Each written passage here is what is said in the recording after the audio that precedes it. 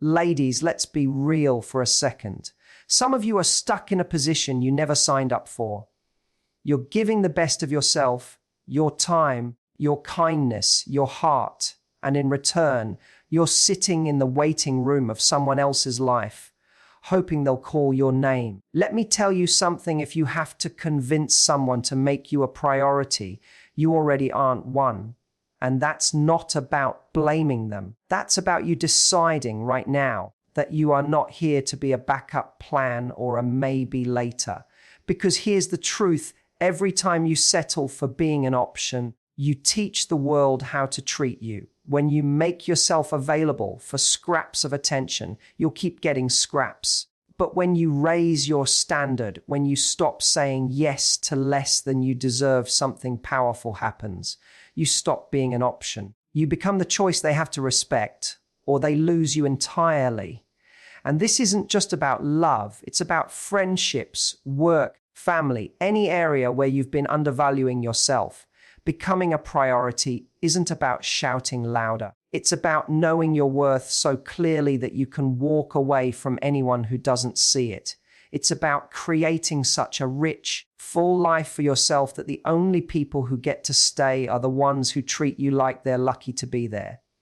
So, stop waiting to be chosen. Stop performing for approval. Start showing up in your life like someone who has already been chosen by herself. From today, no more option, only priority. Because the minute you decide that's your standard, the world will have no choice but to follow suit.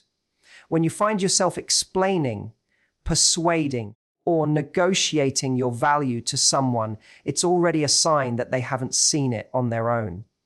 Think about it: when you genuinely matter to someone, they don't need a PowerPoint presentation on why they should make time for you. They just do it.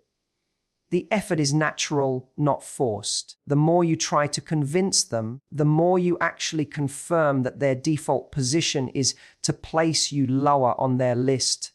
And that's not a position you belong in. Convincing someone to prioritize you feels like running a race where they haven't even shown up at the starting line. You're out of breath, doing all the work, while they're casually sipping coffee somewhere else. And every time you played for more attention, more commitment, or more care, you're reinforcing the imbalance. You're sending the message that their minimal investment is acceptable, as long as they throw you a crumb of validation now and then. Here's the tricky part: it's easy to tell yourself that this is just a rough patch, or that they're busy. But if weeks turn into months, and you're still the one initiating every call, rearranging your schedule, and bending over backwards to fit into their life, you're not a priority. You're a convenient option they keep around because you make it easy for them. And if you're honest, that doesn't feel good. It feels exhausting. People who truly prioritize you don't keep you guessing. They don't give you one-word answers and disappear for days. They don't suddenly remember you exist when they're bored or lonely. They show up consistently, even when it's inconvenient, because they value you. They make space for you in their calendar without needing reminders. You never have to wonder where you stand because their actions tell you loud and clear. Convincing someone to care is like watering a dead plant. It doesn't matter how much you give, nothing will grow. And while it's tempting to believe that just a little more effort will turn things around, the truth is that effort should be mutual from the start. If you're having to push this hard for the relationship to feel alive, it's probably because you're the only one breathing life into it. And here's the reality check: the people who truly see your worth will never need convincing. They'll recognize it without a speech, without a chase, and without you proving your loyalty over and over again. Your time, your energy, your love, these are precious. If someone can't see that without being persuaded, they're telling you exactly where you stand, and it's not at the top of their list. Being treated as an option doesn't just happen overnight. It often starts with small compromises that slowly chip away at your worth. Maybe you let them cancel plans last minute without consequence. Maybe you accept vague answers when you ask where the relationship is going. Maybe you tell yourself, It's okay, at least they're still around. But here's the truth: every time you accept less than you deserve, you silently give them permission to keep you in a half-hearted second-place role. It's not always about their intention, it's about the standard you've set. When you keep showing up for someone who only shows up for you when it's convenient, you're training them to see you as a fallback plan. And once that dynamic is established, they don't have to work for you. Why would they? They already know you'll be there, no matter how little they give. Here's the thing: the moment you start believing that something is better than nothing, you've already signed the contract to be just an option. Because something is often the bare minimum, and the bare minimum never grows into the real, consistent effort you want. Accepting crumbs makes it almost impossible for someone to feel urgency about giving you the whole cake. The dangerous part is that in the beginning, it might feel harmless. You think, we're just taking it slow, or I don't want to seem too demanding. But what you're really doing is setting the tone. And the tone says, you don't have to commit. You can give me half your energy, and I'll still be here. That's how people slide you into the option category, because they know there's no cost to keeping you there. The uncomfortable truth is that people often give as much effort as they believe they need to in order to keep you. If they can keep you with sporadic messages, late night texts, and occasional meetups, they'll keep doing exactly that. Not because they're evil, but because human nature is efficient. Why invest more when the current arrangement works in their favor? When you accept less than you deserve, you don't just risk being undervalued, you normalize it. You become the person who tolerates being treated like an afterthought. And the longer you stay in that role, the harder it becomes to climb out of it. Because once someone has labeled you as an option, they rarely wake up one day and decide you're a priority, unless you make the bold decision to stop playing that role altogether. Every interaction you have with someone is a silent lesson in how you expect to be treated. The boundaries you set, the behavior you tolerate, and the effort you accept all become part of your unspoken rule book. When you settle for less, you are essentially saying, this is good enough for me. And once someone learns that's your standard, they'll keep operating at that level because you've shown them they can. It's not always about big betrayals or obvious disrespect. Sometimes it's in the little things. Letting someone show up late without apology, allowing them to speak to you in a dismissive tone, or accepting a half-hearted apology without real change. Each time you brush it off and tell yourself it's not a big deal, you're lowering the bar. You're teaching them that they can dip under your standard without consequence. Think about it. If you tell a friend, it's fine, I don't mind, when they cancel on you for the 5th time, what reason do they have to prioritize you in the future? You've removed the urgency. You've given them the freedom to treat you as optional because you've shown them they won't lose you over it. It's not about punishing people. It's about making sure your actions reflect your worth. When you settle, it doesn't just affect how others see you. It also affects how you see yourself. With every compromise that goes against your values, you reinforce the idea that maybe you don't deserve more, that maybe this is as good as it gets. That belief becomes a self-fulfilling prophecy, keeping you locked in cycles of relationships and situations where you are never fully valued. The tricky part is that people often treat you according to the precedent you've set, not the worth you actually have. You might know your worth, respect, effort, and commitment, but if your behavior says you're fine with less, they'll believe your behavior over your words. And human nature being what it is, people tend to give the least amount of effort they can get away with. This is why settling is never a neutral act. It's a statement, a silent, powerful signal that says, this is acceptable to me. And until you change that message, you'll keep attracting people who operate at the level you've taught them to.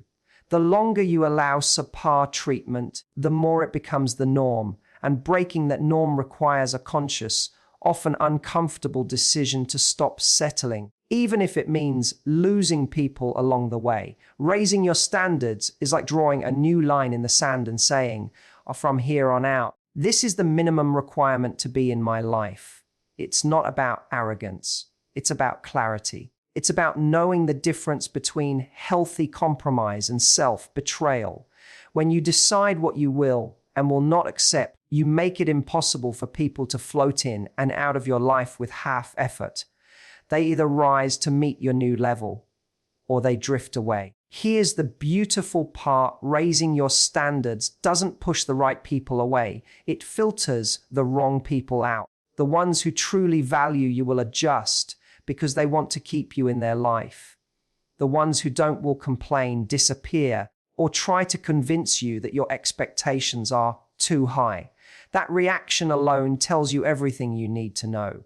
When you raise your standards, it's not just about demanding more from others. It's also about demanding more from yourself. You stop making excuses for poor treatment. You stop entertaining people who give you 20% of their effort when you're giving them 100%. You stop accepting maybe as an answer when you know you deserve yes. This shift doesn't just change your relationships.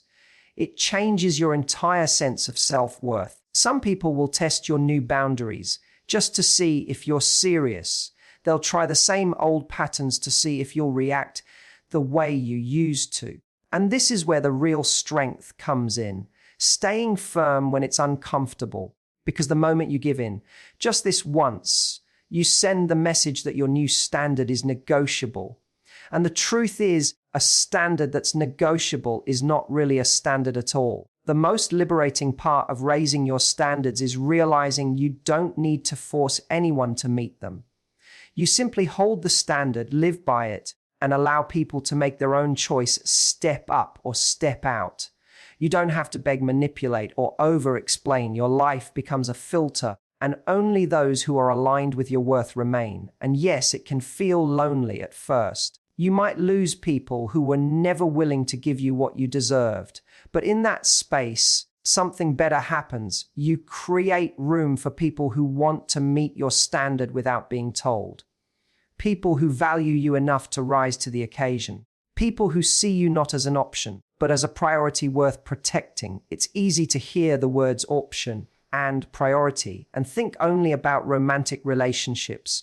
But the truth is, this dynamic shows up everywhere, in your friendships, in your workplace, and even within your own family. The habit of accepting less than you deserve doesn't magically disappear when it's not about love.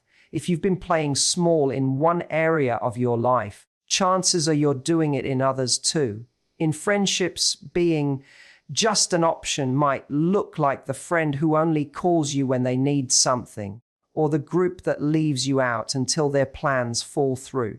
If you keep showing up for people who don't reciprocate, you're telling them that your time and energy are always available, even if they don't treat yours with the same respect. Real friends don't keep you on standby. They value you enough to make you part of their lives without being prompted. In your career, the same principle applies. Maybe you're the person who's always willing to take on extra work without recognition, or you're constantly passed over for opportunities because your boss assumes you'll just understand. If you keep accepting that dynamic, you're essentially telling them, "I'm okay with being overlooked."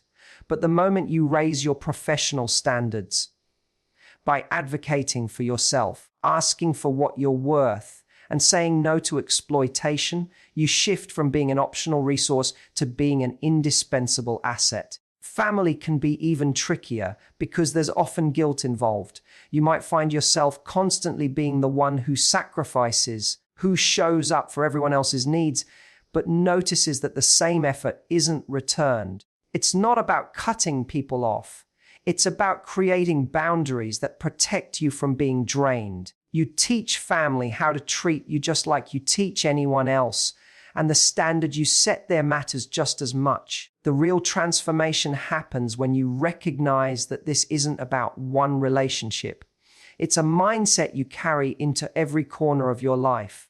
The way you allow your boss to treat you, the way you allow friends to treat you, and the way you allow a partner to treat you are all connected. Raise your standard in one area, and you'll start to feel the ripple effect everywhere else.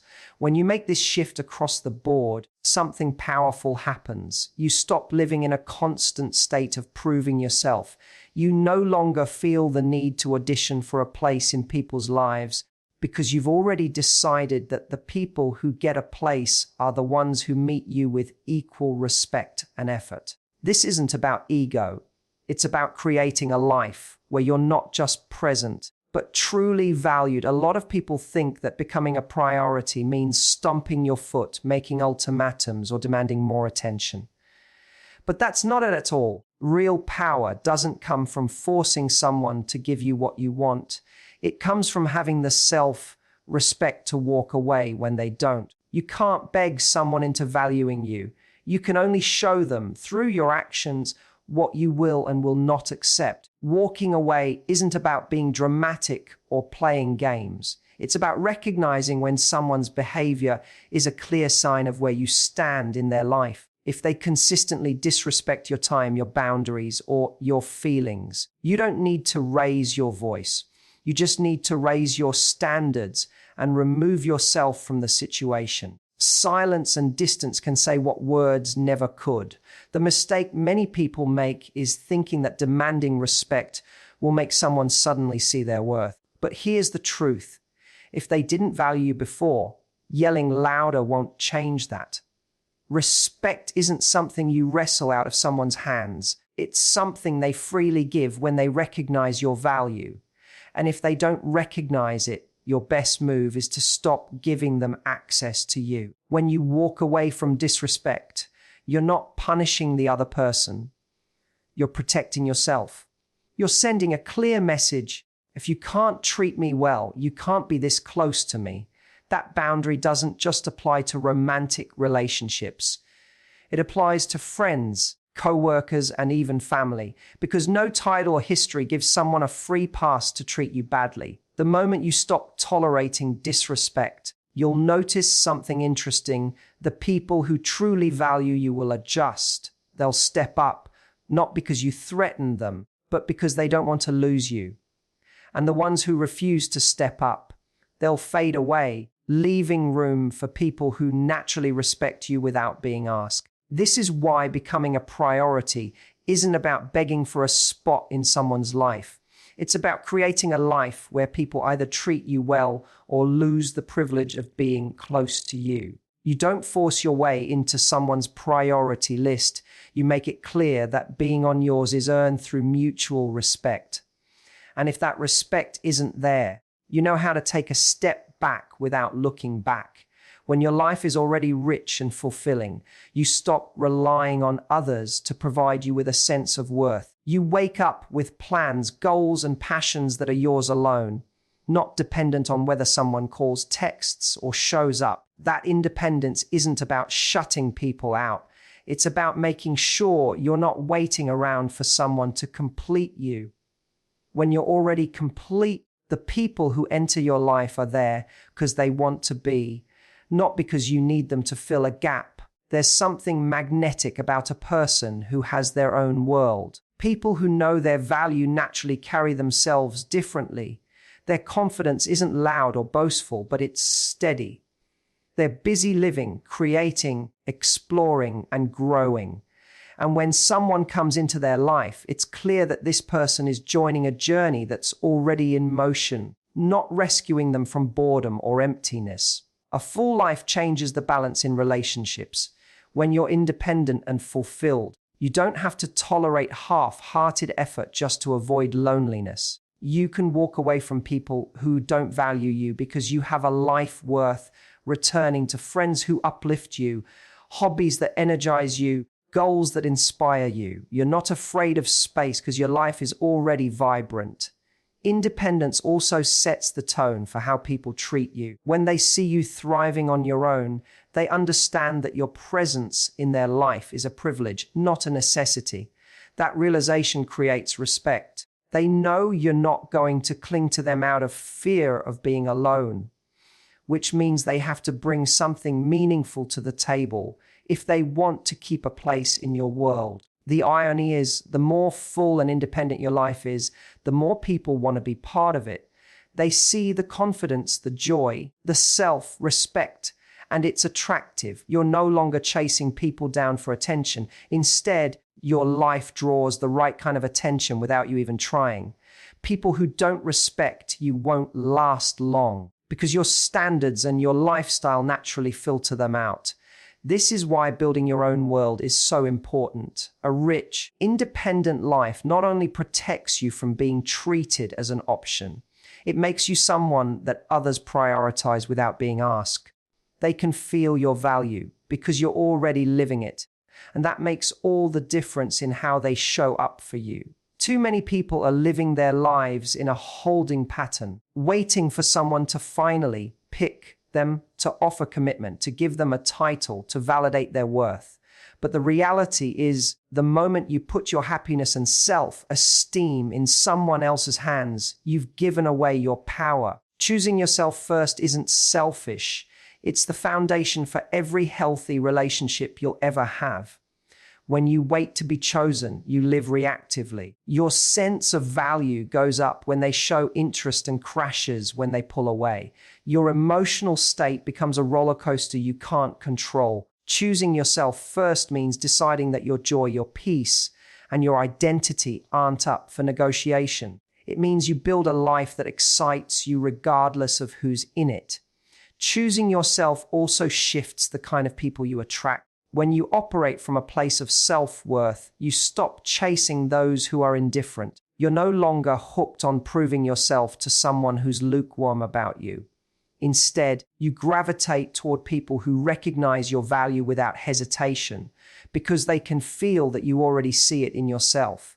The truth is, waiting to be chosen often leads to shrinking yourself. You hold back your needs, lower your standards, and make compromises you wouldn't otherwise make, all in the hope that they'll finally see you. But when you choose yourself first, you stop auditioning for a role in someone else's life and start living like the lead character in your own. This doesn't mean you close yourself off to love or connection. It means you approach relationships from a place of abundance, not desperation. You can want someone without needing them to complete you. You can love deeply without losing yourself in the process. When you've chosen yourself first, any love you accept simply adds to a life you already value. And the beautiful irony is, once you choose yourself, you often stop chasing the wrong people entirely, and suddenly the right ones start to notice. Because self-respect is magnetic. People can sense when you're not waiting around for approval, and it changes the dynamic completely. You become the one who decides, not the one waiting to be decided on. Self-worth isn't just a nice concept you talk about in self-help books. It's the quiet, unshakable belief that you are worthy of respect, love, and opportunity exactly as you are. It's the internal compass that guides every decision you make in relationships, careers, and friendships. Without it, you're far more likely to settle for situations that drain you, because you don't fully believe you deserve better. With it, you naturally set boundaries, speak up for yourself, and attract people who value you. In relationships, self-worth determines the standard you accept. When you value yourself, you won't tolerate inconsistency, manipulation, or emotional neglect. You'll recognize when someone's effort doesn't match yours, and you'll have the courage to step away without feeling like you're losing everything.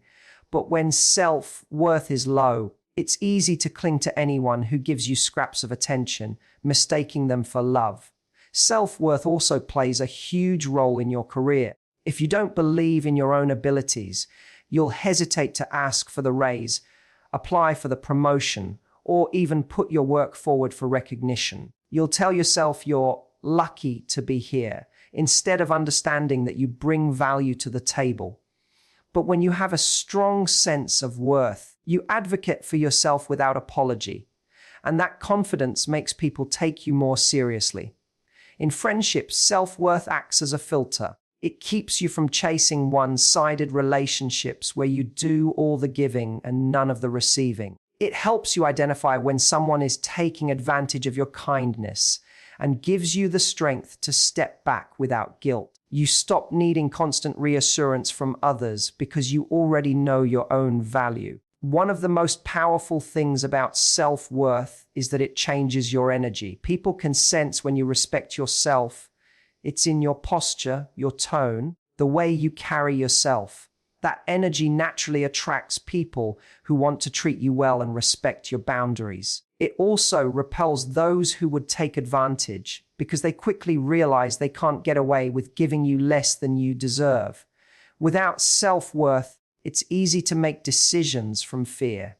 Fear of being alone, fear of missing out, fear of not being good enough. But when you have it, you make decisions from strength. You're not afraid to walk away from what doesn't serve you because you trust that you will be okay and that something better will come along. Self-worth isn't just part of a healthy life. It's the foundation everything else is built on. The moment you decide you're a priority, everything changes, not just in how you see yourself, but in how others see and treat you. People take their cues from you. If you walk into a room with the quiet confidence that you deserve respect, space, and consideration, you'll notice that more often than not, people give it. You don't even have to say a word. Your energy speaks before you do. Making yourself a priority isn't about arrogance. It's about alignment. It's about making choices that protect your peace, your time, and your energy. It means you're no longer putting yourself last on your own to-do list, hoping that others will put you first on theirs. And the interesting thing is, once you start valuing yourself, people tend to follow that lead. It's a shift that starts internally. When you truly believe you're a priority, you stop over-explaining your boundaries. You stop apologizing for taking up space. You stop chasing people who don't treat you well. That internal shift makes your no stronger, your yes more intentional, and your presence more commanding. People can feel that difference, and they adjust their behavior accordingly.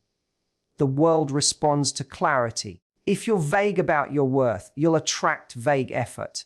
If you're inconsistent about your boundaries, you'll attract inconsistent people. But when you are clear that your time is valuable, your heart is not for games, and your standards are non-negotiable, the people who want to stay in your life will rise to meet you. The rest will naturally fall away. This isn't magic. It's psychology. People tend to invest in what they perceive as valuable. When you treat yourself like you're worth that investment, you naturally create an environment where others feel they must invest more to be part of your life. That could mean showing up on time, respecting your boundaries, communicating openly, or putting in genuine effort. The decision to be a priority is also contagious. When people see you respecting yourself, it inspires them to do the same in their own lives. Your example becomes a mirror, showing others what it looks like to walk in self-worth. And without even trying, you set a higher standard not just for yourself, but for everyone around you.